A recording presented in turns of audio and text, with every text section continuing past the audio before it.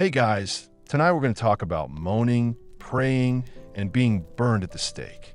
We're talking about sex in medieval Europe. And fair warning, you probably won't survive this, literally. If you're a peasant, giving birth can be fatal. And if that doesn't happen, there's always the risk of getting leprosy, being caught during the Inquisition, or being attacked by a jealous noble with a sword. But you're here now, and since there's no going back, welcome. So before you get comfortable, take a moment to like the video and subscribe, but only if you genuinely enjoy what I do here. Please tell me which city you're watching from and what time it is. I'm always interested to know how late you all are staying up for this. Now, turn the lights down low and maybe turn on a fan for a soft background hum. Let's start tonight's journey gently. You open your eyes and take your first breath in a small cottage. It smells a bit of wet straw, smoke, and something you later learn is boiled turnip. You were born in the 13th century somewhere in rural France, or maybe Saxony near England. It's all mud and sheep and yelling right now. But from the very start, your body isn't really yours. It's a sin sponge. Every time you move or itch, and every time you want something, not just your parents or the village priest, but God himself is watching you too. You're lucky. By the time you can walk, you're hearing sermons that boil your anatomy down to two basic facts. It's wrong, and it will let you down. Lust is a very serious sin, and the devil likes to hide in warm places like between your legs. The church does not just discourage sexual pleasure, it actively fears it. Why? They think it stops people thinking. They say that your soul is like a horse that sits on top of your body. But if the horse runs away from temptation, the rider will fall. Still, the horse is lively. People are people, and no amount of religious teaching or strict discipline can stop people wanting to have sex with someone else. The difference between what we feel and what we think is right plays out every day in marriages, in monasteries, and in art. Spoiler, even though there is a lot of talk about religion, people are still having sex. This doesn't always make you feel good or help you get pregnant. Now, let's say you grow up a little. You're about 11 or 12 years old and you're starting to feel things. Your village priest says that wanting sex too much will make you go to hell. But then there's Marjorie, the daughter of the baker who once smiled at you when you tripped over a goose. You start praying more often, but it doesn't work. Not really. You're told to suppress. That's the answer. Avoiding your desires is the most important thing. You could take a cold bath, not eat, or go for long walks while repeating psalms. This isn't just about personal discipline. It's what the church believes. For religious people, celibacy is a way to purify the spirit and rise above basic human desires. But actually, a lot of priests are having relationships with housekeepers, and sometimes they tell people later, and they are forgiven for a small fee. Sex is seen as something that must be done, but not necessarily seen in a positive light.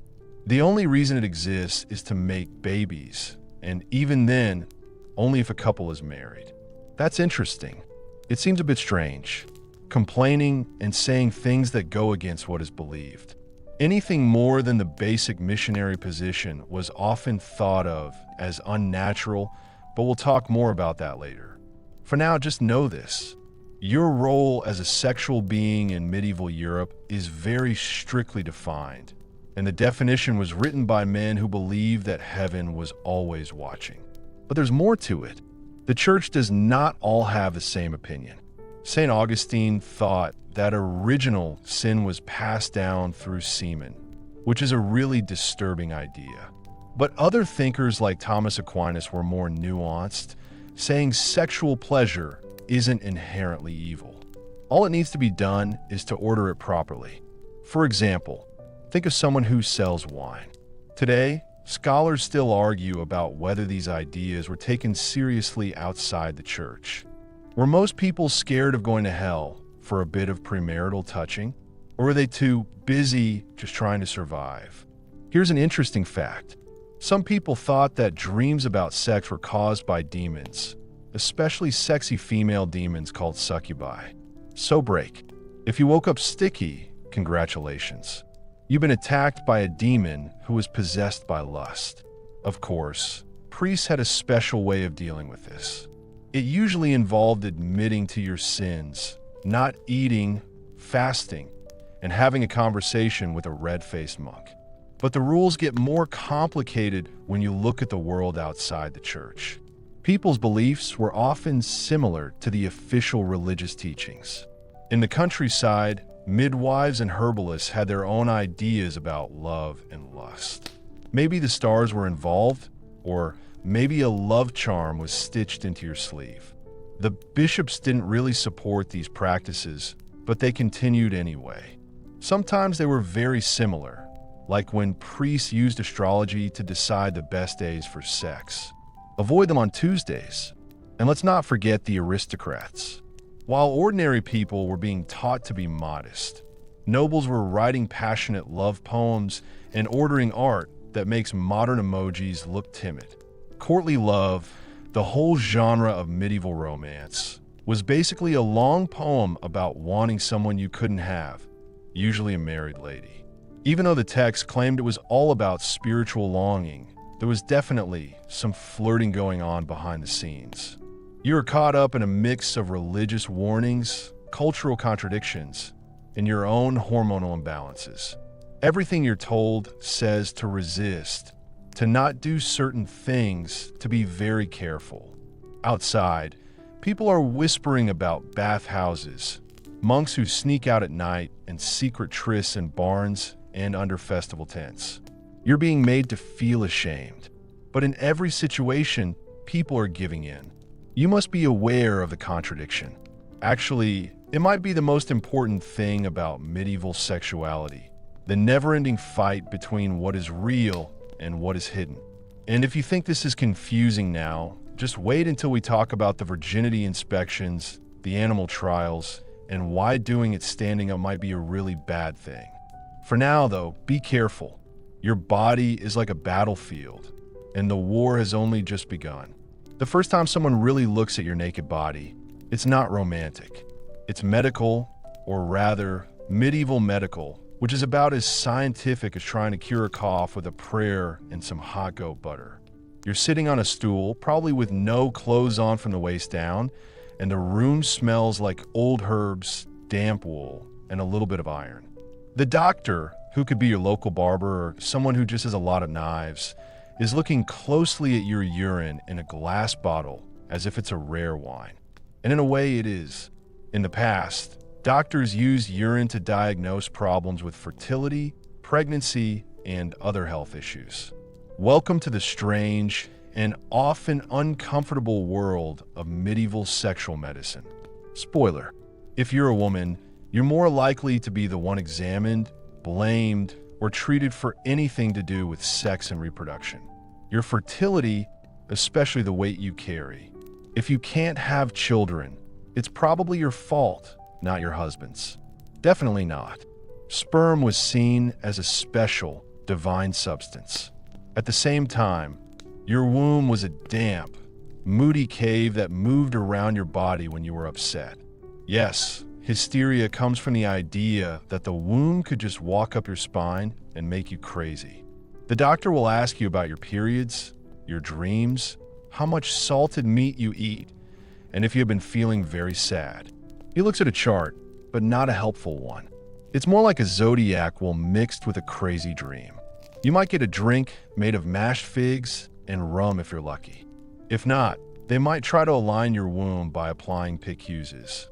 Sometimes it has garlic in it, sometimes it has boiled ants, and sometimes it has semen. Oh boy, in the Middle Ages, people thought that semen was a kind of liquid that was made from blood.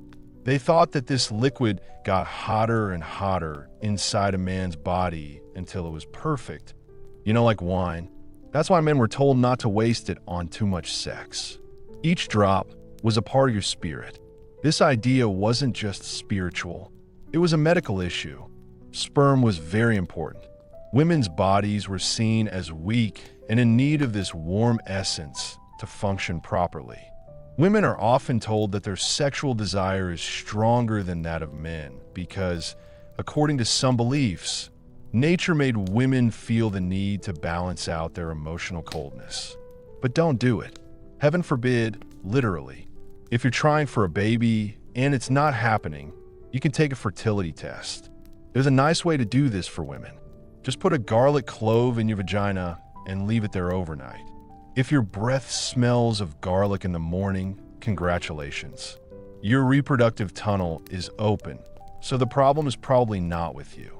For men, they might suggest drinking a mixture of wine and powdered dog testicles, or simply watching how your semen behaves in a bowl of water. If it floats, you're potent. If it sinks, there's a theory that both partners must climax for conception to occur. That's right. In medieval times, doctors thought that female orgasm was not just fun, but also necessary. Experts are still discussing whether this was taken seriously. Some people say it was just a way to think about having children, while others say it was a real attempt to understand how the body works and keep things in balance. But imagine trying to explain to a monk that you're not pregnant just because you didn't finish. That conversation probably ends with an exorcism. But let's not forget the small details. There's always some strange stuff too. Some old medical books say you should use the bones of a black cat, grind it into a powder, and use it as a love charm. Others say you should wear a badger's tooth around your neck to increase your sex drive. Want to be irresistible? Why not try sleeping with a piece of roasted owl under your pillow? To be honest, herbalism is the more respectable of the two. Midwives and traditional healers know a lot about plants that affect men's fertility and sexual desire. Pennyroyal, rue, and mugwort common can be used to help a woman get pregnant or to prevent a pregnancy, depending on how and when they're taken. This is where things get dangerous because herbal contraceptives mix up medicine and heresy.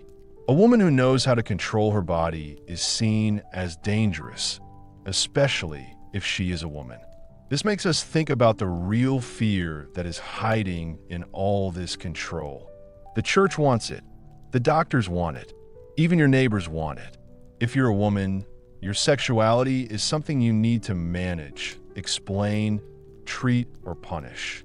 If your husband dies and you don't have any children, people will start to talk. If you smile too much or wear your belt too loosely, people will gossip about you. And God help you if you're a midwife who also happens to be good at growing herbs. That's 3 steps away from being called a witch. Second, if someone doesn't like you. By the time you're a teenager, you've learned that your body is full of signs and symbols for others to interpret. You're not just trying to survive famine or war. You're dealing with a lot of expectations, beliefs, and superstitions that are connected to your genitals, and it's tiring. But you still find moments of rebellion. Maybe it's a lover's touch in the loft. Maybe it's a charm sewn into your underdress. Maybe it's just laughing with the other girls while the town doctor struggles with his garlic tests. In these stolen moments, your body becomes yours again, but only for a short time. The real story. Even though they didn't know much and had some wrong ideas about science, medieval people wanted to find answers and cures. They just didn't have microscopes or the whole picture. They had old books, traditional remedies, and had tried many times. Mostly error. So the next time you complain about WebMD or awkward doctor visits, imagine being diagnosed based on the taste of your spit or whether your belly button looks sullen. You'd do anything to get a pamphlet or see a real gynecologist, but instead you've got a monk with a chart, a bottle of urine, and way too much interest in your private parts. You must be 15, 13, or 11. It's not important because nobody asks how you feel. You're getting married. That's just how it is. Your parents have been talking to the neighbors for weeks. They exchange things like goats and land. If you're lucky, you've met your future spouse once. If you're really lucky, they won't smell like spoiled onions and already have most of their teeth. Nowadays, people get married for practical reasons, not because they're in love. Love is a side dish, not the main course. You are most important as a source of social and economic benefit. For girls, your value is linked to your womb. A reproductive system that works, a good dowry, and a reputation that isn't spoken about too much. Those are your qualifications. Romantic letters and candlelit dinners. Try to negotiate the price of pigs and decide how many blankets the bride will receive. But don't get too excited. When you get married, it doesn't mean you have to have sex straight away. The law of the church allows you to marry once you reach puberty. It's about 12 for girls and 14 for boys, but you can wait a bit longer if you're both still quite skinny and have freckles. Sometimes you move in with your in-laws and wait a few years. Other times, it's straight to the bedroom, where things are more formal. The bedding ritual is real. You don't just sneak off after the wedding meal. No, you get taken into the bedroom by family and friends. There's laughter, teasing, and even songs. Some people throw nuts or slippers during the parade. It's basically the most awkward group effort ever to make sure that, yes, the marriage is going to happen. Then you and your new spouse are left alone, and you are probably a little drunk and definitely scared. And here's the worst part. You don't know what to do. If you're a girl, no one has explained sex to you in a way that's more useful than it will hurt, but it's holy. If you're a boy, you've probably figured out from farm animals, rude jokes, and unclear advice about not getting your sperm on someone. No one talks about pleasure. No one ever tells you it's okay to be nervous. You have to work it out on your own after a day of celebrating and feeling stressed. For women, the first time isn't just a personal experience. It's a public matter. Virginity is seen as a special thing, and people pay a lot of attention to it. In some communities, blood-stained sheets are displayed after the wedding night to prove that the bride is pure. There was no blood. People talk. Rumors spread. If the marriage is important politically, you could be questioned by a group of serious-looking women or even accused of lying or being unfaithful. Some women even fake the blood by using animal parts or prick fingers, because that's easier than explaining how hymens work. Here's a spoiler. People in medieval times didn't really understand them. Meanwhile, men aren't expected to be virgins, but they are expected to perform. If the groom doesn't do his job, the marriage might be canceled. You might think that would be a private embarrassment, but it isn't. In some places, you're taken to a church court and asked personal questions about your erections. Sometimes, a group of men who saw the incident will be assigned to watch you and report back. It's like a really bad reality TV show. People find the idea of age difficult to understand these days. In the past, it was common for people to get married when they were still very young. This was especially true for members of the nobility. The younger the bride, the longer she will be able to have children, and the more likely she is to have a son. This wasn't just about biology. It was all about planning for the future. Imagine a world like Game of Thrones, but with less magic and a lot more real blood. But not everyone got married that young. For most people, this would be until they were about 25. They needed to save money, build a house, and get some animals to help them survive. Even then, the church tried to encourage its followers to live by its principles. Marriage was seen as a special, holy union that reflected the divine order. But sometimes, people didn't take part in the ceremony at all. Hand fasting was common. A couple got married in front of witnesses. You don't need a priest. This made the church very angry. There's also the less obvious side, which is having sex before you get married. It happened a lot. The records are full of it. This is usually because of problems. Pregnancy, broken promises, public scandals. If a girl got pregnant before marriage, the man was expected to either marry her or at least pay her money. If he refused, her family might take him to court. Yes, it was the real church court where people's sex lives were examined in great detail in a very shocking way. Who started it? When, where, and how many times? They really wanted to know. And yet, despite all these rules, sex education was almost non-existent.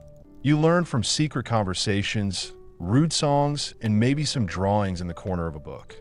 If you were noble, you might read a guide written by a monk who had no practical experience. These texts warned you to avoid lust, unnatural positions, or having sex during religious festivals. Monday is good. Friday, no way. Is Sunday a day of sin during Lent? Absolutely not. Unless you wanted your baby to be born with a fishtail. I'm not even joking. Let's stop for a short, fun break. Some people think that when and how you have sex can affect the characteristics of your baby. Do you want a brave son? Do it when it's raining. Want a beautiful daughter? Have sex facing east. Want twins? Get ready to do some acrobats and say a prayer to Saint N. Most scholars today think that this is a desperate attempt to find meaning in randomness. But in the past, it was a way to feel in control of fertility, fate, and fear. Because fear was everywhere. Death was close. Childbirth could be deadly. A failed marriage can ruin your family. And desire was always there, always dangerous. So what can you do? You move carefully. You follow the rituals. You laugh at the wedding feast. Smile at your future husband or wife. Try not to cry when the door closes. You might find something gentle in the dark, a hand that shakes like yours, a soothing breath. There's a human side to them, even if they do have rules. The metal is cold. It was too cold, and it hurts your skin when you breathe in. You move in your seat, but the thing doesn't move. It's clamped tight. No, this isn't some medieval punishment device. At least not officially. This is a chastity belt. That's what they say, anyway. You may have heard of them. Your husband has locked the iron underwear tight with a key. He's going to the Holy Land, the ultimate symbol of sexual control. But here's the truth you didn't get from cartoons or Renaissance fairs. Chastity belts, as most people imagine them, are probably a myth.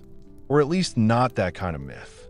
The kind that gets made up as it is told, until the truth is so mixed up with fantasy that even historians have to squint to see it. Let's start with what we do know. Yes, some real metal belts exist in museums today, complete with locks and holes. But here's the thing, most of them are from the 15th century or later. And even those are often doubtful, probably made as conversation pieces or morality exhibits in the prudish 19th century. You know, the same century that decided table legs should wear skirts to cover their legs, and that women's ankles were an international scandal. So, were chastity belts ever used? It's not likely to be like the popular idea of making your wife wear iron underwear. I wouldn't wear them for everyday use. Let's be honest, have you seen those things? They're not practical at all. You could get an infection, bruise yourself, or have problems using the bathroom. It's not something you can wear every day. They were probably just symbolic warnings, parodies, or erotic stories. Some of them were probably gifts for people who had been in the board court. It's a funny take on the fear of cheating, not an anti-sex device. But the idea was a hit. Why? The idea of a chastity belt is very fitting for the way people felt about sex and control in the Middle Ages, especially when it came to women's sexuality. Imagine how interesting it would be for a jealous husband, a worried churchman, or a writer trying to make a moral point. A lockbox for desire. How tidy, how scary. It wasn't just men who were afraid of women's desire. Women were taught that their bodies were bad and tempting. If you're a young girl in a noble household, you're expected to be modest, silent, pure. Your virtue is seen as a family asset, and your virginity is used to negotiate. You might be watched closely, your letters read, your steps followed, all to protect your honor. But what they're really protecting is your value. To your husband, to a dowry deal, to your father's ambitions. This preoccupation with chastity didn't just extend to belts. There were herbal remedies that were supposed to balance female sexual desire. Spiked corsets, scolds, bridles, and virtue badges sewn into dresses. Each one is like a small temple to the idea that desire should be locked away, disguised, erased. But here's where things get really confusing. While women were being made to stay chaste, the same society was full of jokes, songs, and stories about sneaking around that very chastity. There's a whole genre of medieval literature called fablio that's all about sex, trickery, and the fun chaos of lovers outwitting controlling husbands. Imagine Chaucer, but with more sex. These stories often end with someone being naked in a barrel or a friar hiding under a bed. They're rude and show that the public message and private behavior were not always the same. You have two realities that run next to each other. In one, being a virgin is seen as very important. In the other, it's a joke. Everyone's in on it. And let's talk about the Virgin Mary, because she really set the bar very high. She wasn't just chaste. She got pregnant without even having sex. That's the best there is. Meanwhile, medieval women are expected to have lots of children, but also to behave in a way that is modest and pure. It's the ultimate contradiction. Be fertile, but not sexual. Be desirable, but not desperate. Be available, but only when someone else is ready. Historians still don't know if this was just empty talk or if it was a real threat. Were women actually being locked up or violently punished for a flirtatious glance? Sometimes, but more often, it was a quiet daily routine, a life of fear, rules, and unfairness. You learn to sit with your knees together. You look down. You confess your sins quietly and with shaking lips. Even if your only sin was thinking about the blacksmith's apprentice, here's an interesting fact to think about. In some religious groups, young girls were literally married to Christ. They wore veils like brides and were protected by the church. Some of them were still very young, and this special marriage meant that they were safe and couldn't be touched. They were sent to convents to live as nuns and be holy. The problem is that those convents weren't always as pure as they claimed to be. We'll talk about that in another chapter. Meanwhile, back among the laity, marriage is supposedly the honorable outlet for sex. But even when you're in bed with your husband or wife, there are still rules to follow. There are approved positions, approved reasons, and approved days. Some saints really don't want you doing it on their special day. If you get too creative, or even just enjoy yourself, you might have some explaining to do at your next confession. But people still did it a lot. Joyfully, secretly. The church was powerful, but it wasn't everywhere at once. It couldn't hide a smirk behind a veil or a quick meeting in a mill house. The rules were strict, which made breaking them even better. You can't get something for free, and it always tastes better. You are in a society that says it values chastity more than anything, but is obsessed with sex in every way. You're told to protect your virtue, but also that your worth lies in being desired. It's a very frustrating situation, and wearing iron underwear won't help. You lie awake at night, listening to the quiet creaks of the house, and wondering if your thoughts are sinful, if your desires will condemn you. And if anyone else feels this confused, they do. But nobody says this out loud. The belts might be fake, but the fear is very real. The air in the closet smells a bit of wax, old stone, and something herbal like lavender, or whatever they've been growing behind the kitchen. You walk through the corridors in thin shoes, your loose robes touching your ankles. You should be thinking about God, thinking carefully, being disciplined, and being chaste. But let's be honest, you're mostly thinking about Brother Matthias.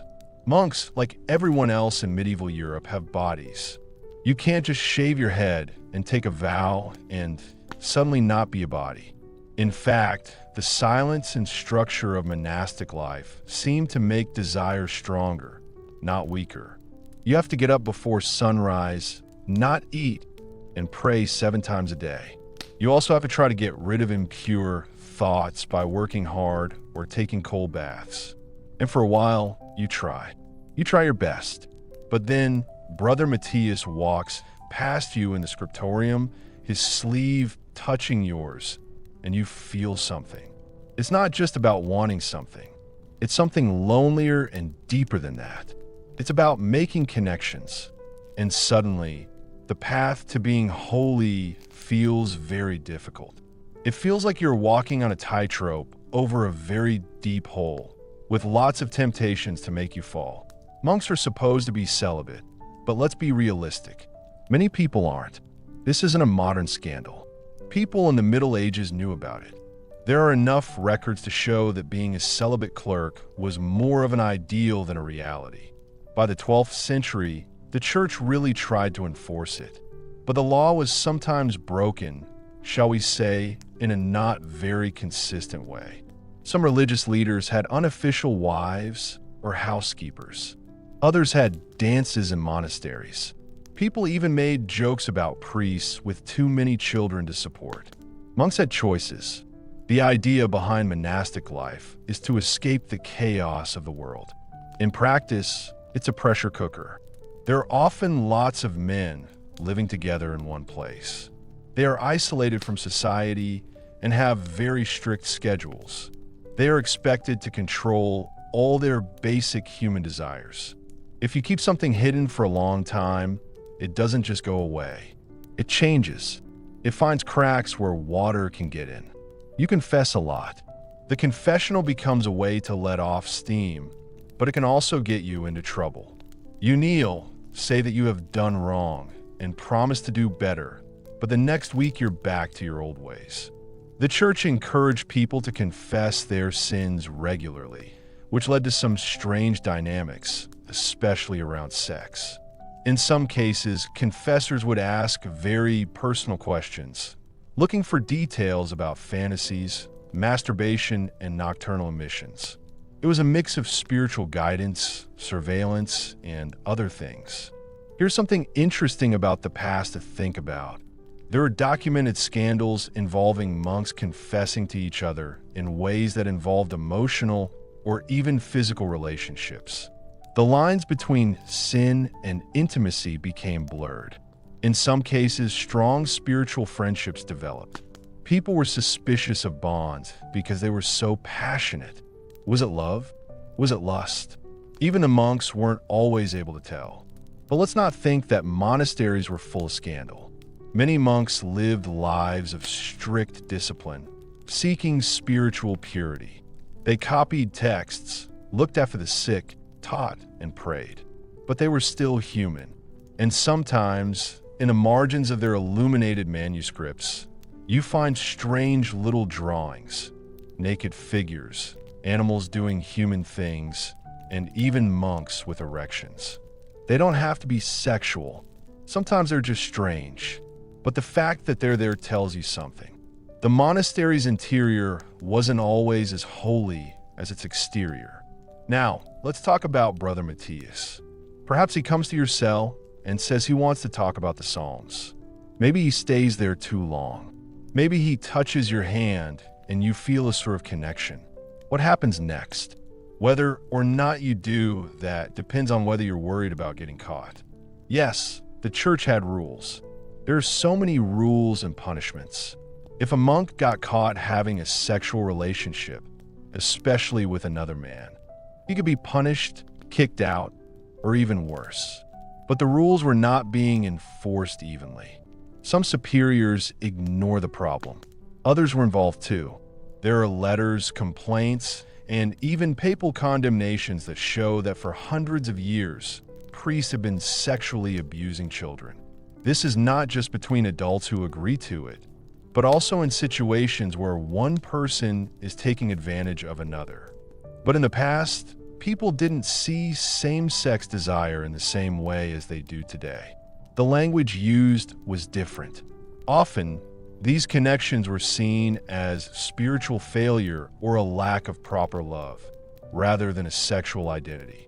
Historians don't agree on whether these relationships were seen as the same as what we call homosexual today, or if they were seen as something else. One idea is that they were a way of showing love in the wrong way. The truth is, Medieval people didn't sort their desires into neat categories the way we do today. Here's an interesting fact that not many people know. Some old religious books warn about the dangers of too much eye contact. Yes, really. Looking at someone for too long might make you feel tempted. So could sitting too close together, singing too loudly, or giving someone a very soft cushion. In a world that tries to regulate every movement of the body, even kindness becomes suspicious. And yet, despite all this, there's something strangely beautiful about the quiet connections that grew in these strict environments. Moments of shared feelings, of understanding. Some desires are good and some are bad. Some of it ended in poetry, like the love letters exchanged between monks that survive to this day. These were written in Latin and full of longing and tenderness. They might not have done anything because of these feelings, but they were real. You begin to understand that the monastery isn't a place where desire disappears. It's where it's made better, changed, and kept secret. And sometimes it bursts into life, messy, inconvenient, and completely human. You might get caught, or you might leave. Or you might spend the rest of your days trying to forget it by praying. Either way, you carry it with you. This shows that even in the most holy places, the body can still speak. And sometimes it whispers someone else's name in the dark. You're sitting at the back of a candlelit chapel, head bowed, trying to listen to the Latin words being said by the priest.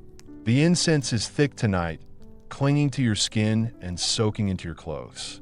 It's warm and you're tired, but your eyes keep drifting, not to the stained glass or the crucifix, but to the edges of the pages in the prayer book in front of you. And what do you find there? Next to the Psalms and sermons. It's just a doodle. This is not your typical flower or decorative swirl. Well, it's a penis, definitely. It could be walking on legs, or it could be wearing jewelry on another penis. Welcome to the strange and crazy world of medieval notes. You might be wondering what kind of monk spends hours copying holy books, only to add sexy drawings to the edges. The answer is a B, a cheeky one, a human one. The main text may be about religion, law, or medicine, but the margins are something else. A fun and crazy place where anything goes. These aren't official statements. They're secret messages, rebellions, inside jokes written in the corners of holy books. Marginalia, those tiny pictures and notes at the edge of old books, tell you more about how medieval scribes really thought than any religious text ever could. The church is trying to uphold moral standards, but meanwhile, Brother Aidan is drawing two monks mooning each other in the margins of a book about divine punishment. The contradiction is almost too perfect. Some of the art is ridiculous. There are knights jousting with snails, monkeys dressed as bishops, and naked people riding geese. But a surprising number of these pictures are sexually explicit. They show men with very big penises, women doing things with trees that should not be done with trees, and yes, even animals in compromising positions. And it's not as if this was just one monastery acting independently. This problem is happening all over Europe, from England to France to Italy. There are different styles and texts, but they all have the same strange energy.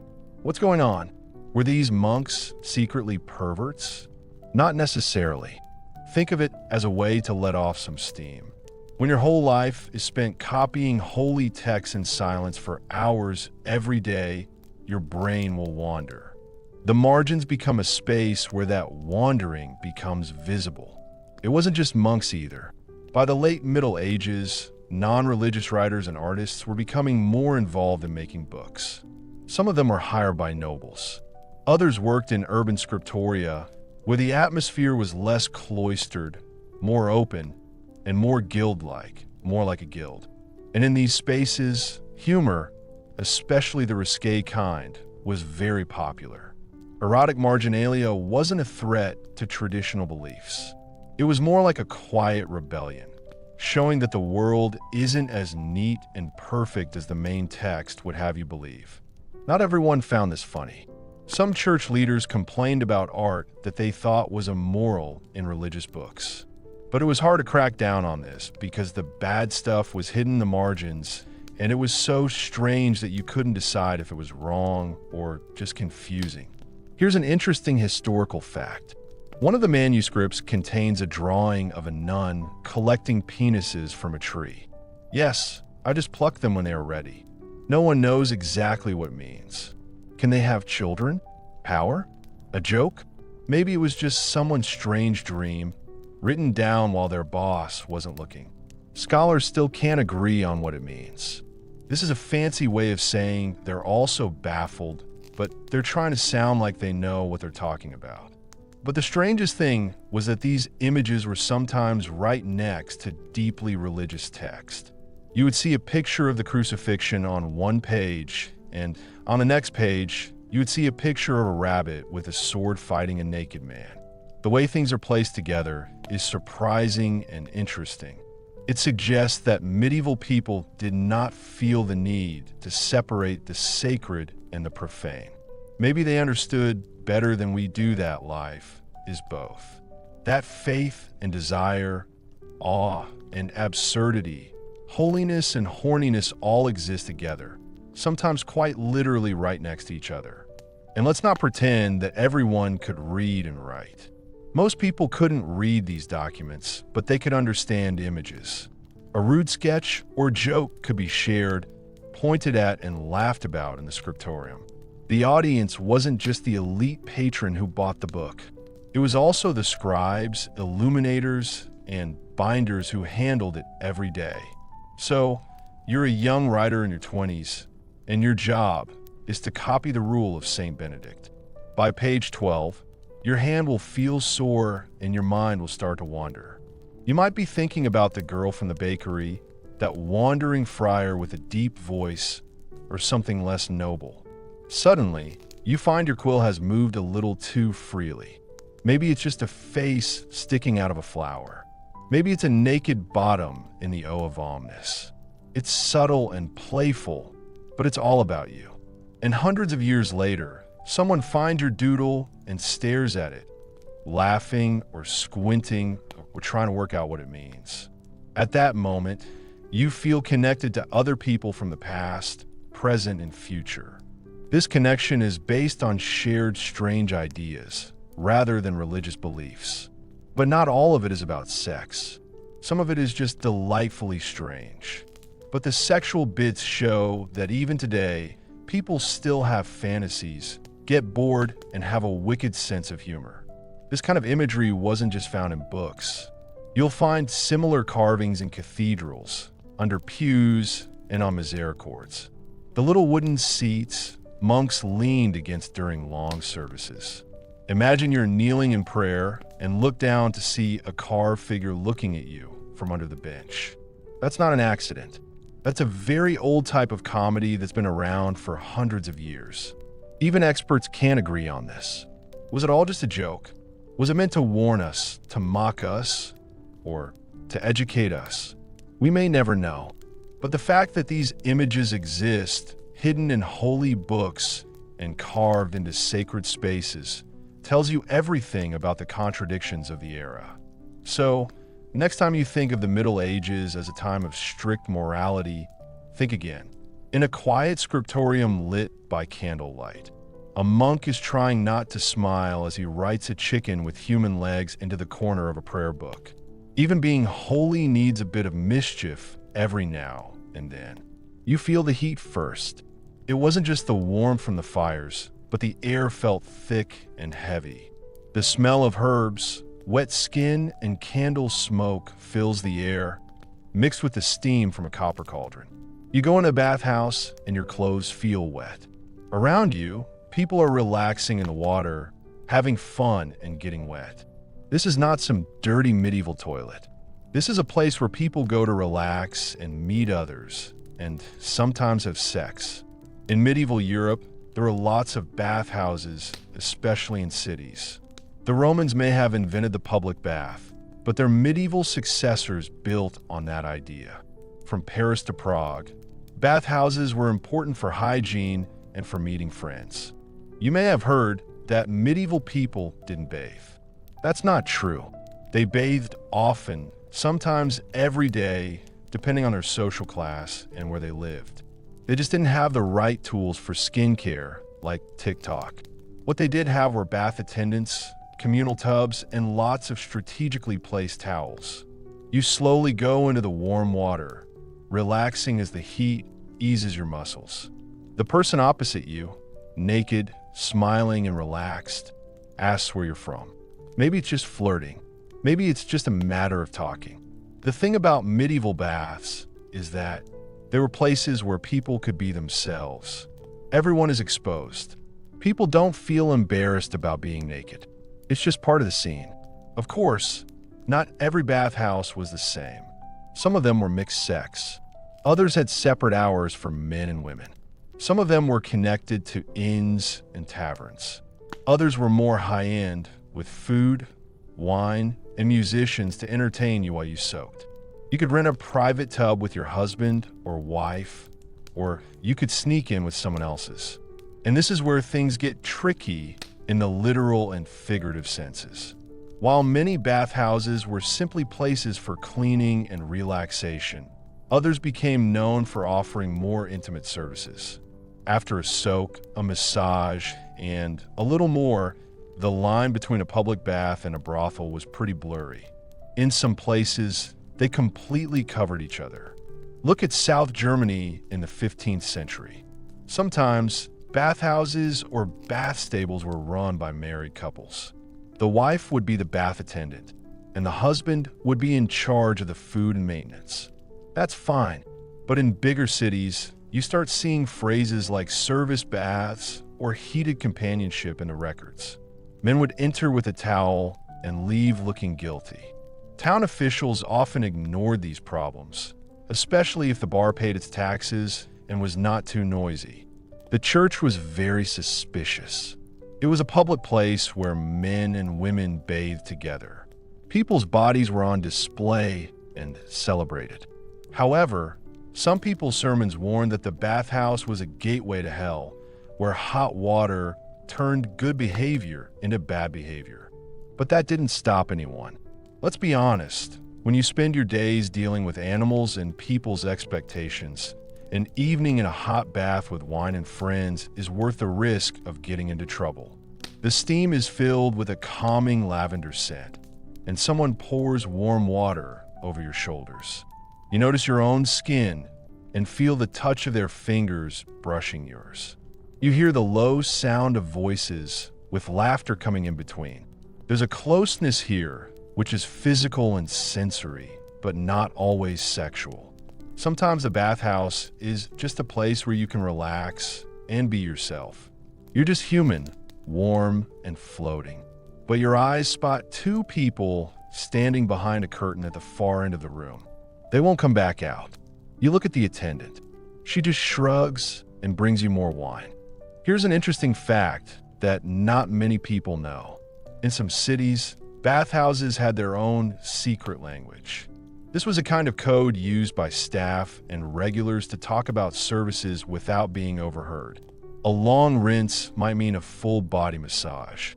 A double bucket could mean more than one visitor in the same tub. Experts who study the past have found some of these words, but people often disagree about what they mean. But the point is clear. People in the Middle Ages weren't stupid about having fun. They were mostly just quiet. But being careful only gets you so far. By the late Middle Ages, as plagues and religious reform movements spread, baths started to become less popular. Local authorities shut them down because they were afraid of disease, and religious leaders said they were full of bad things. When Protestantism became more popular, people started worrying more about sex.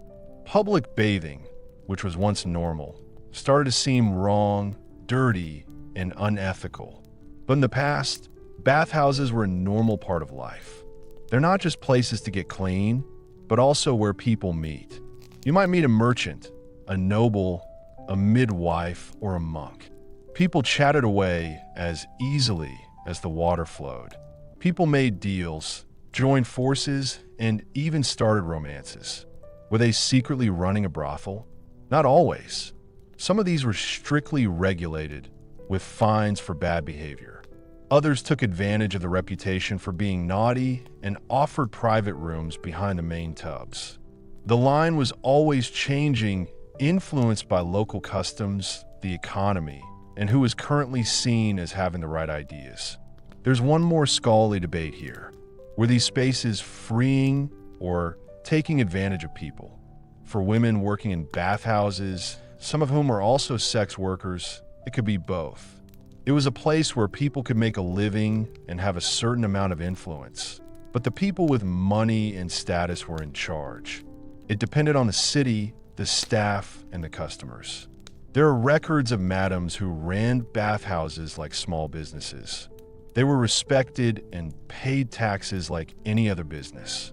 There are also records of women being prosecuted, abused, or forced to work in jobs they didn't choose. Tonight, though, you're just a visitor, another person in the mist, letting the water lull you into forgetting the harsh world outside for a while. Your skin is made healthier and your limbs are relaxed. Someone offers you a plum. You don't ask where it came from. You get out, dry off, and get dressed in the cool evening air. Your clothes will feel stiff after you get out of the bath. The outside world rushes back in. There's noise, dirt, and the cold of the night. But for a short time, you felt weightless. You touched and were touched. You felt what it meant to be soft, exposed, and genuine. And in medieval Europe, that's as close as some people ever got to being free. The court is quiet except for the distant sound of a lute being tuned. You sit on a long wooden bench, wearing clothes that are too thick and uncomfortable. You try not to move as the woman sitting 2 seats away tilts her head and stares at you. You look around. She's watching someone. Him, the young knight with curls that look too perfect to be natural. He recites poetry in a way that suggests he has read it to himself in the mirror many times. And you realize something. This is going to be one of those nights. A night of longing, of love that goes unfulfilled. Welcome to the crazy world of courtly love. It's an invention from the Middle Ages that has so much power that it could provide a whole village with energy from people's unfulfilled desires. Now, let's get this out of the way. Courtly love is not about sex. The fact that there is no sex in it is actually the main point. It's all about longing. It is beautiful, frustrating, and poetic. It's a game where the rules are designed to keep you just close enough to burn, but never close enough to touch. The person you're attracted to is always higher up the social or moral ladder than you are. They're usually married and often untouchable. The excitement doesn't come from getting them, but from wanting them so much that your suffering becomes a kind of art. The poets of the time were obsessed.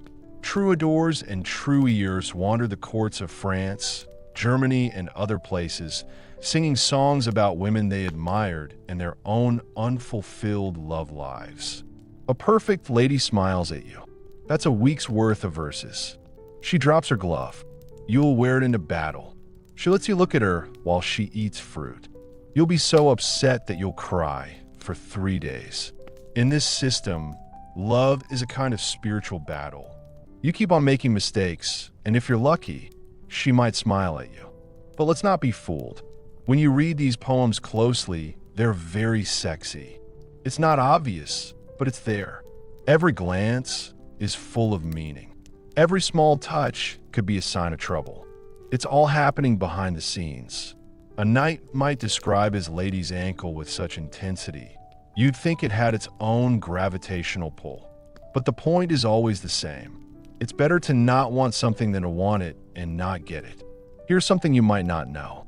Andreas Capellanus was a priest at the royal court of Marita Champion in the 12th century. He wrote a book called D'Amour on love.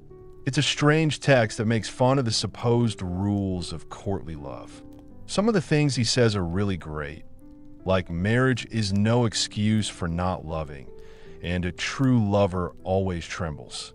It's a mixture of a parody and a guidebook, and it's totally crazy. But it tells us a lot about how people talked about love, even if they didn't always behave that way. But why should anyone suffer? Why create a system that seems designed to cause pain to everyone involved?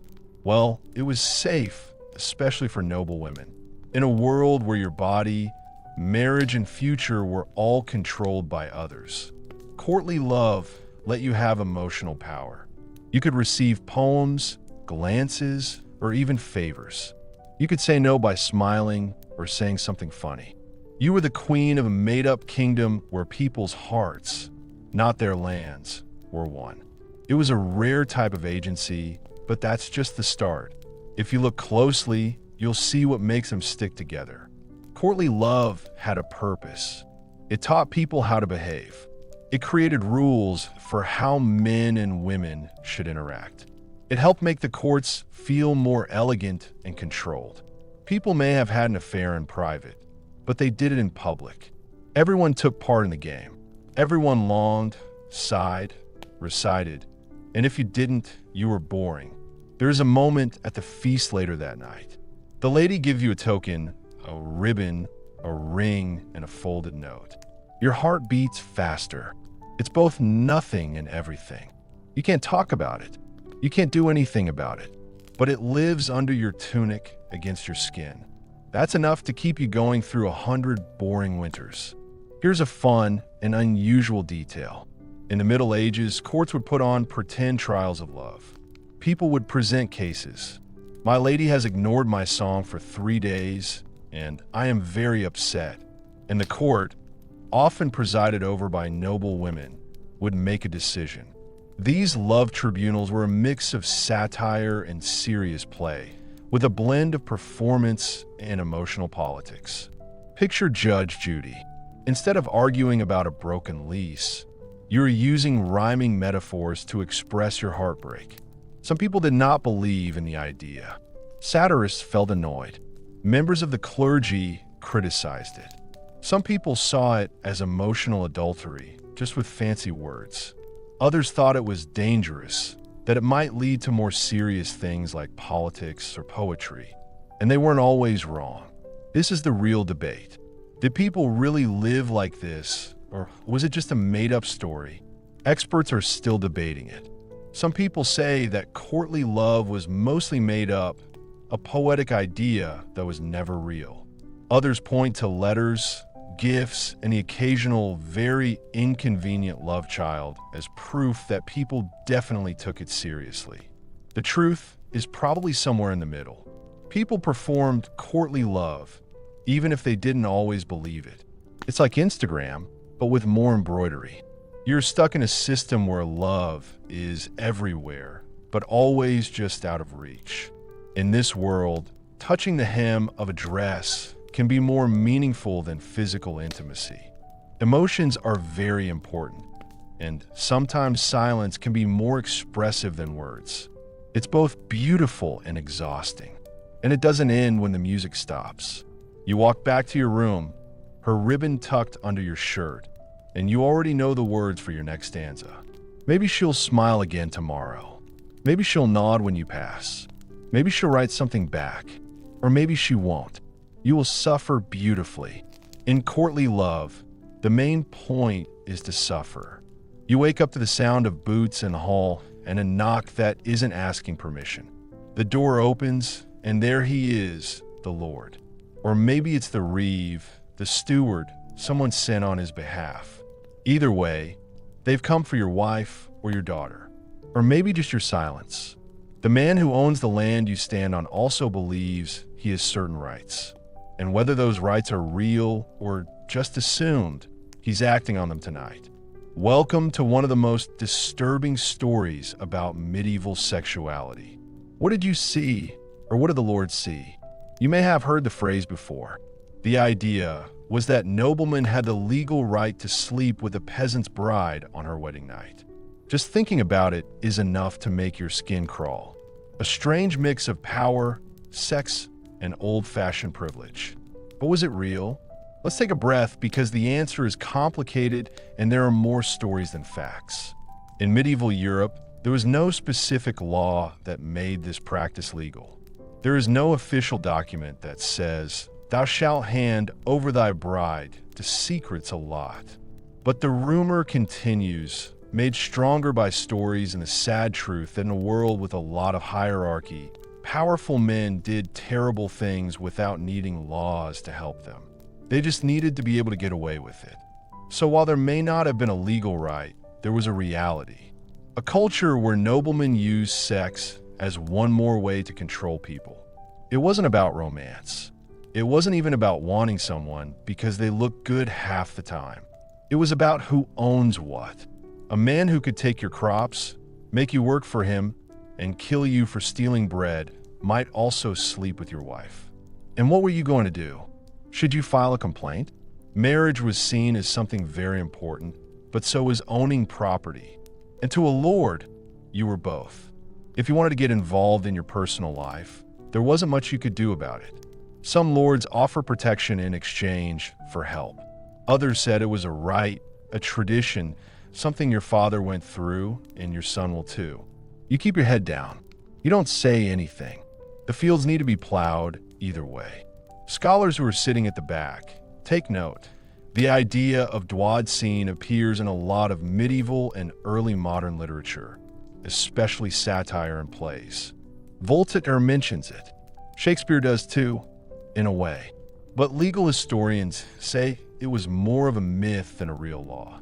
But myths are powerful, and they don't just appear.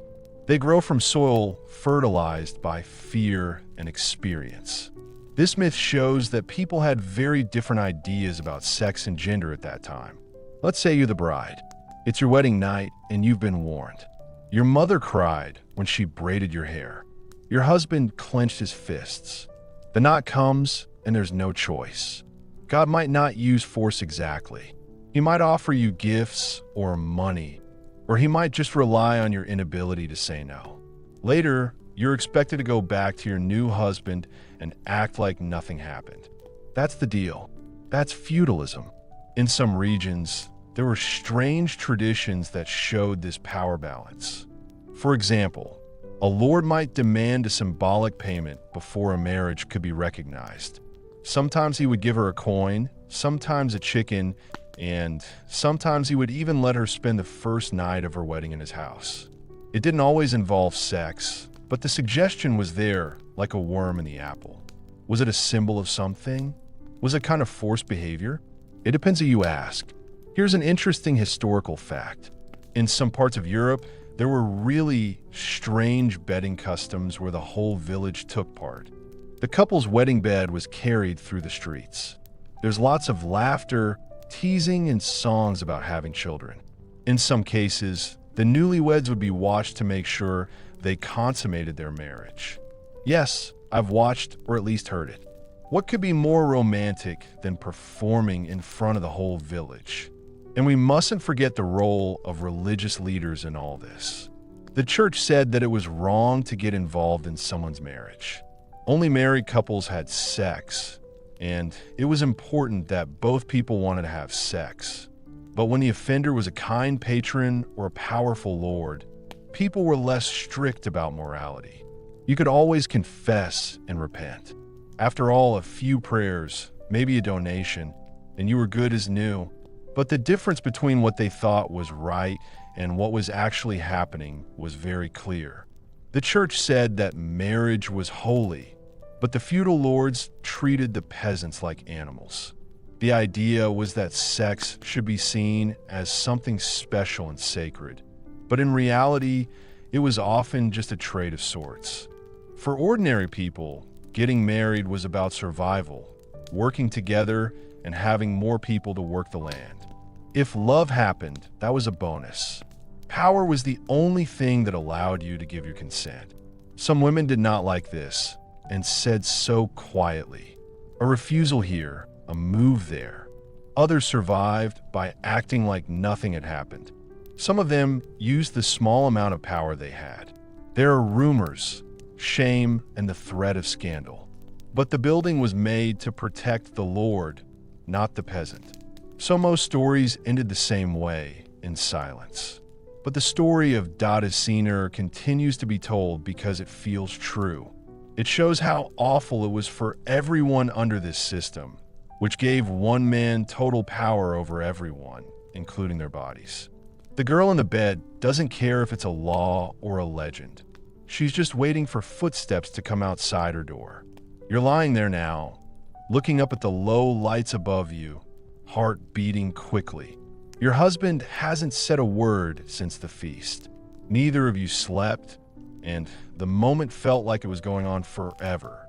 Then nothing happened. There was no knock. Maybe tonight the rumor will not be true. Maybe God has other plans. Or maybe he's too drunk to remember. But you don't exhale until the sun comes up. The room is dimly lit by a single candle that keeps going out, and its flame makes long shadows on the rough stone walls. You're lying on a bed with rough linen on it, your heart beating faster, not because you're excited, but because you're scared. Tonight is the first night, and with it comes a tradition as cruel as it is invasive, the virginity test. You probably thought this was just a made-up story. But no, this was very real, very serious, and very, very uncomfortable. So what happens? The night after the wedding, a midwife, or sometimes a group of older women from the village is brought to your bedroom. Their job is to examine you and show that you are pure. The most important piece of evidence is blood. This is supposed to be shed when the hymen breaks. You can spread sheets under the bed to catch this prize symbol. If there is blood on the linen, it means that you are a virgin. This is what your new family and community will see you as, a good wife. No blood? Oh dear, that's bad news. It's a strange, often scary ritual that is full of superstition, control, and social pressure. The exam itself could be embarrassing. Sometimes women, who you don't know, touch parts of your body that are meant to be private. And all for what? To make sure that your value, your honor, and your future were all still safe. Virginity was not just a personal matter. It was something everyone could use, and it was important in a society where men had a lot of power. The stakes were high. If you didn't pass the test, people might say you're promiscuous or dishonest. Even worse, your husband might reject you. You might be able to cut down on your energy usage. People in the village might talk about you behind your back. In some cases, your family could be shamed, or you could be accused of witchcraft or fraud. But here's the surprising part. Many medieval women didn't bleed the first night. Today, medical science tells us that the hymen is a thin membrane that not all women have. It can be stretched or torn in different ways, such as from horseback riding, heavy lifting, or even just growing up. But medieval people didn't know this. Their understanding was shaped by myths, limited knowledge of anatomy, and cultural obsession. This led to the system often failing. Some clever women saw this coming and got ready for it. Sometimes, animal blood was used to fake the proof. She discreetly smeared sheets with goat's or sheep's blood. Others carefully pierced the skin of their finger to produce a drop of blood. It was a bad game, and the team didn't play well. Even more disturbing were the rumors that some midwives would take bribes to ignore or change results. The whole process was full of corruption and fear. In a society where women had little power, these tests became another way to watch and control what they did with their bodies and sex lives. And this was just the start. People thought about virginity a lot, even after the wedding night.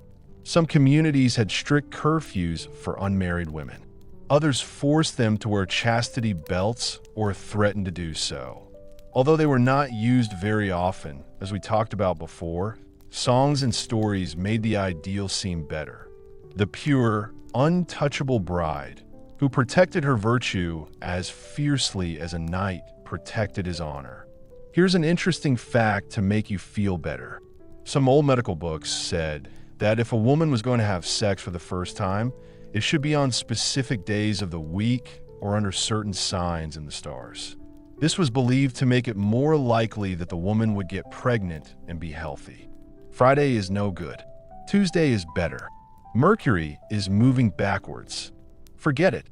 If you wanted a strong, healthy baby, you had to follow the stars and hope your husband was a good enough actor to join in. The church had a complicated stance on the matter. Virginity was seen as a good thing, especially for nuns and saints, but they also knew that most people got married and had sex. Confessionals were full of people admitting they had been impure, and priests often gave guidance on how to approach sex in a marriage to avoid sin. But the idea of purity as a spiritual and social ideal was still very strong. This ritual shows the bigger discussion historians have. How much of medieval sexuality was actually about personal pleasure and love? And how much of that was about power, reputation, and control? The virginity test, for all its horror, was less about the bride's body and more about the family's honor, the husband's property rights, and community standards. Think about how hard it would be for a young woman trying to deal with marriage, having a baby, and doing the housework. Now she has the impossible task of proving her worth by showing what she can do. It's a moment where your body becomes a symbol in a game you didn't choose to play. You close your eyes and imagine the weight of the night, the whispers, the fear, and the cold hands checking for something that can't always be found. You wonder if any of this ever felt like love. You kneel in the dark chapel. You can smell the smoke from the candles. Your hands are shaking as you hold the rosary beads. It's confession time, the moment when your secret is told to a man wearing a collar, so that you can be forgiven for it. But in medieval Europe, confession was more than just a way to cleanse your soul. It was a complete list of your sexual mistakes. The checklist was very long. You start with the obvious sins, like lusting after someone, masturbating, and having impure thoughts. The priest touches her gently, and then more strongly. Did you look at a neighbor and want them? Did you ever think about another woman's husband? Did you touch yourself in a way that you shouldn't have? The questions are getting clearer. Have you ever kissed, hugged, or had sex with someone without being in a relationship with them? What about anal or oral sex? Yes, those were on the list. Did you say no to your husband or wife? Do you use contraception? Saying yes makes you feel worse and more guilty. The church's focus on sex was confusing. On the one hand, it said that people should only have sex outside of marriage. And even within marriage, it said that people should be careful and not do too much. On the other hand, it recognized sex as something that was necessary for making babies. Pleasure is often thought of as the devil's playground. You find yourself caught between wanting to do the right thing and wanting to do wrong. Here's something that happened in the past. The Summa Confessorum, a popular manual for priests, included detailed instructions on how to question penitents about sexual sins. Priests were encouraged to ask very specific questions, sometimes encouraging confession by listing potential sins aloud. The aim was to make sure that no sin was kept secret and that no sin was too shameful to be admitted. This level of scrutiny led to some strange situations. Sometimes confessors would become sex therapists, or at least the closest thing available. People looking to avoid sin while still enjoying sex asked for advice. Was it okay to enjoy sex if you were married? How often could you do this without offending God? Which positions were acceptable? Do your thoughts during sex matter? Spoiler alert, yes, absolutely. The confessional was a strange place. It was both a place of judgment and a place of relief. You might tell your secrets and be forgiven, or you might have to do embarrassing things to make up for it. These could include not eating, fasting, making a pilgrimage, wearing a special badge, or being made to feel ashamed in public. The more serious the sin, the more severe the punishment. Here's an interesting fact that not many people know. Some confessors kept sin charts to track common offenses. Lust was always high on the list, but so were more unusual ones like sinning with animals or making love during forbidden hours. Some of the stories were so detailed and strange that modern scholars cannot say if they are real or if they are just the fears and dreams of that time. Historians also have an interesting debate about the role of confession in medieval sexual culture. Did it help control behavior and reduce bad actions? Or did it make people worry too much about sex, making them feel anxious and ashamed? Some people think that confession was a way to control people, while others see it as a complicated process where personal wishes and religious beliefs come together. Imagine how good it feels to tell someone you've sinned and be told you're forgiven. But imagine how terrible it would feel to confess to something even worse, like cheating on your husband or wife, or having sex with someone of the same sex.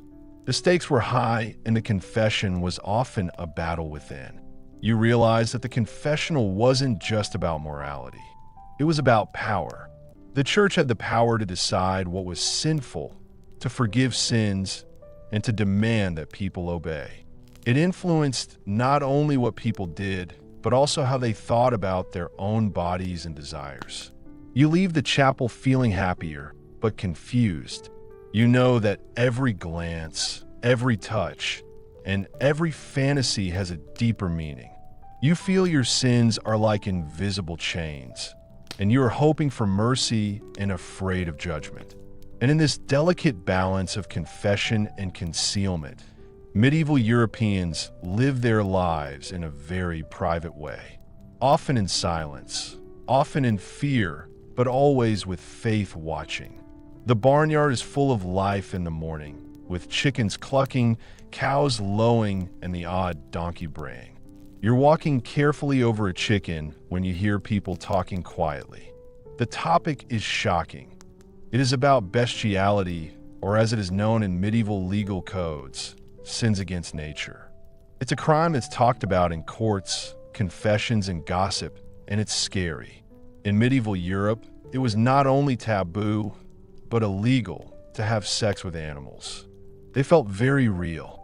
You probably think bestiality is a small issue, something that only happens a few times and is talked about in secret. But surprise, it was a surprisingly common accusation. It was often more about controlling society and causing religious panic than about real behavior that was widespread. The church and other authorities saw it as a very bad sin, a sign that society was falling apart. If people were mixing up different species, what does that say about order, morality, and God's plan? The courts were very strict, and sometimes they punished people by death or by making them suffer in public.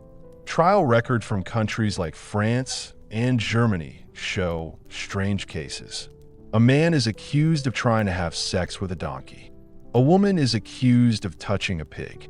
There are even rumors that whole villages are being investigated. The law is clear, and people are outraged. But there's more to it. Some experts say that accusations of bestiality were often just a way to blame someone. If crops failed, disease spread, or harvests were poor, people would blame this on sexual deviance.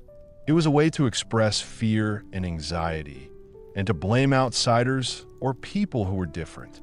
The accused might be people who are seen as outsiders, like widows, servants, or those already suspected of witchcraft. This means that charges of bestiality could be used as a weapon.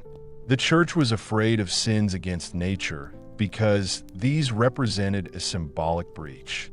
The medieval worldview was based on strict differences between God and man and animal, and male and female. Crossing these lines was a threat to the order of the universe. Bestiality was a terrible idea. It was like a nightmare. It would cause chaos and disrupt nature's harmony. It would need to be corrected in a very strict way. Some texts show that people have very different attitudes. Everyone agreed that the act was wrong, but some medical and religious writers argued about what it meant to give consent and what the intention of the people involved was. Could animals agree to it? Was bestiality a deliberate sin, or a result of madness? These questions show us how people in the Middle Ages try to understand desire and responsibility. They often use theology, the study of religious beliefs, to do this, rather than psychology, the study of the human mind. Here's an interesting fact that not many people know. There were rumors of animal lovers meeting secretly at night and doing things that were against the rules and could change shape. These stories, which were often about witchcraft, made it hard to tell the difference between humans and animals.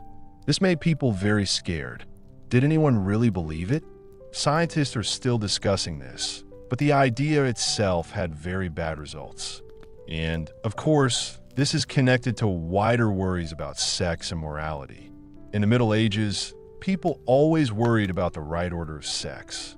They thought about who with whom, how and why. Bestiality was the worst possible crime, an awful thing that had to be made public so that everyone would see that God's laws were still being followed. You might be wondering if these fears had an effect on everyday life. Did farmers avoid certain animals? Did children grow up hearing stories telling them not to play with beasts? Most likely. Society's rules about what people should want were set by more than just the courts. They were also set by stories, sermons, and public shaming. It's a clear reminder. In the Middle Ages, people thought about sex in a different way. It was about power, control, and fear. The rules were strict, but the people in charge of making sure everyone followed them could be cruel and often just made things up as they went along. And sometimes the sins that made you most afraid were the ones you didn't expect. You shake off the uneasy feeling and move on, the chickens clucking behind you. But the stories about the barnyard are still talked about today. They show that in medieval Europe, the difference between humans and animals was one of the most important and most feared boundaries of all. It is cold and strange. As you lie down and before sleep takes you over, a strange feeling washes over you. You dream you're flying over fields and forests, naked, free, and heading towards a dark gathering deep in the woods. They say it's a Sabbath, a meeting of witches where women dance with demons. These demons are actually succubi and incubi who drain the life and fertility of their victims. You wake up breathing heavily and with a pounding heart, sure that something bad has happened. Welcome to the strange world of medieval witchcraft and its strange and sexy beliefs. In medieval Europe, witches were seen as dangerous women who weren't just stirring cauldrons or casting curses.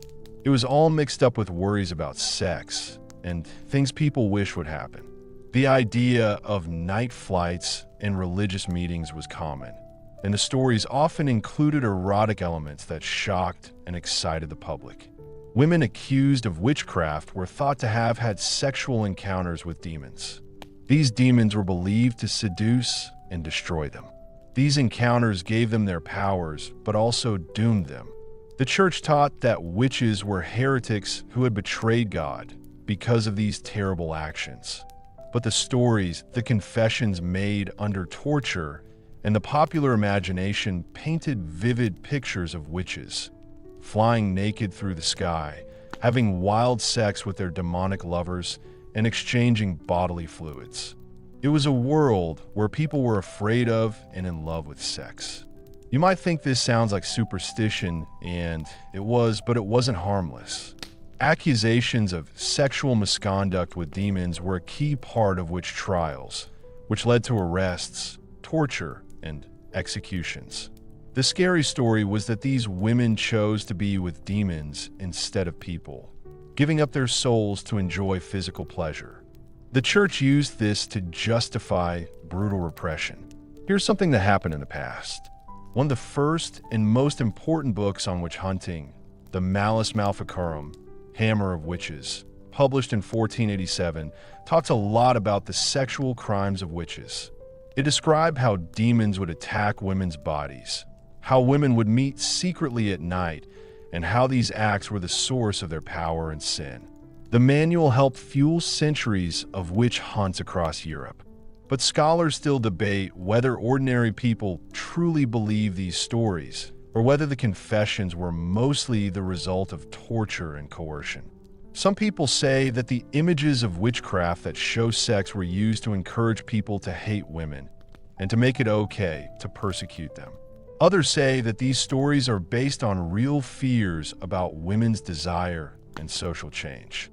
Here's an interesting little detail.